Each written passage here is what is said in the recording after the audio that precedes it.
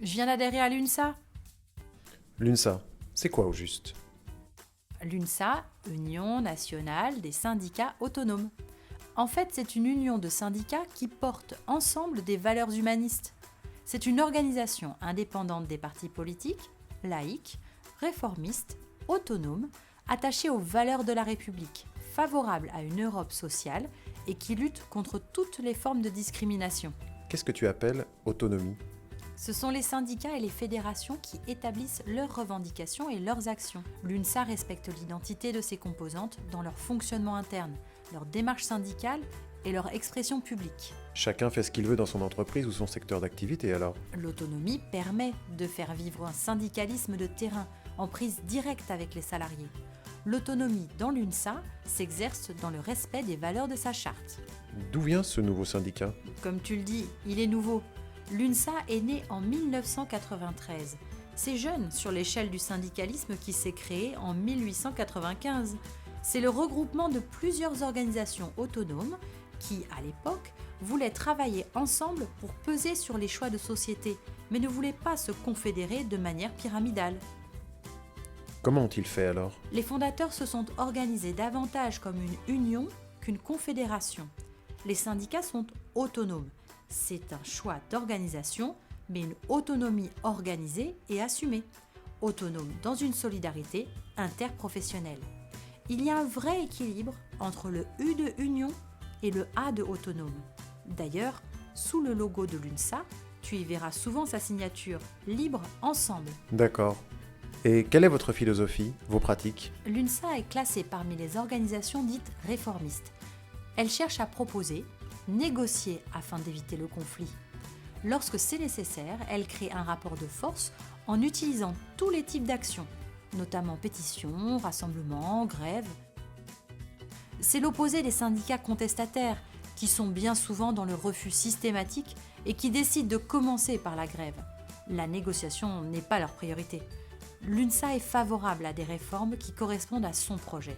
Notre priorité est de défendre et promouvoir les droits des salariés. Oui, mais pourquoi ne connaît-on pas bien l'UNSA? L'UNSA est moins connue que les vieilles organisations traditionnelles parce qu'elle n'est pas encore globalement représentative comme les 5 confédérations.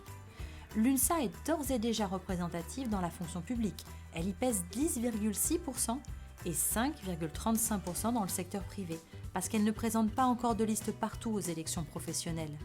L'UNSA a été particulièrement remarquée aux dernières élections dans les très petites entreprises, dites TPE, celles composées de moins de 11 salariés. Elle a fait un score remarquable de 12,5%. Et puis, dans le secteur privé, l'UNSA ne peut se représenter au premier tour des élections professionnelles que depuis 2008. L'UNSA pèse dans certains secteurs. Premier, au ministère de la Justice, chez SFR, Lidl, IBM et bien d'autres encore. Deuxième, à l'Éducation nationale, à la SNCF et à la RATP. Troisième, dans la police, à Air France et chez Areva. En 2017, elle représente déjà des millions de salariés du privé en étant représentative dans 86 conventions collectives. C'est le syndicat qui monte. Ça me semble pas mal ton syndicat. Mais dis-moi, tous ces militants, comment font-ils quand ils sont élus pour tenir leur rôle de représentants du personnel? L'UNSA forme ses militants car il possède un centre de formation reconnu, agréé par le ministère du Travail. C'est le CEFU, Centre d'études et de formation de l'UNSA. Il forme tous les élus, celles et ceux qui ont des mandats, mais aussi des militants, des adhérents. Et qui pourrait m'aider si j'ai un problème dans mon entreprise? Tu peux t'adresser à ton syndicat ou ta fédération. Et partout en France, il existe des structures territoriales, locales, départementales ou régionales. Ce sont des lieux où tu rencontreras d'autres salariés syndicats à l'UNSA qui, expérimentés, pourront t'aider et régler tes problèmes. Ils peuvent avoir un service juridique. Vous êtes un peu seul. Aujourd'hui, les élus ont besoin de partenaires pour les aider. Le développement continu de l'UNSA dans le secteur privé l'a conduit à renforcer le CEFU et à mettre en place un réseau de partenaires accompagnants, aidant, conseillant les syndicats. Quels partenaires? Il y a par exemple Orce Explicite. C'est un cabinet d'expertise agréé répondant aux besoins d'assistance juridique, d'expertise CHSCT et comptable ainsi qu'aux enquêtes. Passe UNSA.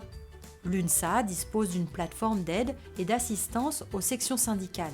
Elle est accessible par les fédérations, les syndicats, les unions départementales ou régionales. UNSA Avocat, c'est un réseau qui regroupe des dizaines d'avocats investis avec l'UNSA pour défendre, conseiller, former, analyser. Et il existe aussi le service juridique national de l'UNSA qui est à la disposition des syndicats pour les informer, les orienter et traiter les dossiers collectifs liés au droit. Là, je crois que tu m'as convaincu. Et si j'ai bien compris, pour adhérer à l'UNSA, je m'adresse à un représentant dans mon département ou mon secteur d'activité. J'ai vu qu'il y avait toutes les adresses sur le site. Oui, mais je vais t'aider, car l'UNSA, c'est avant tout le contact direct avec les salariés.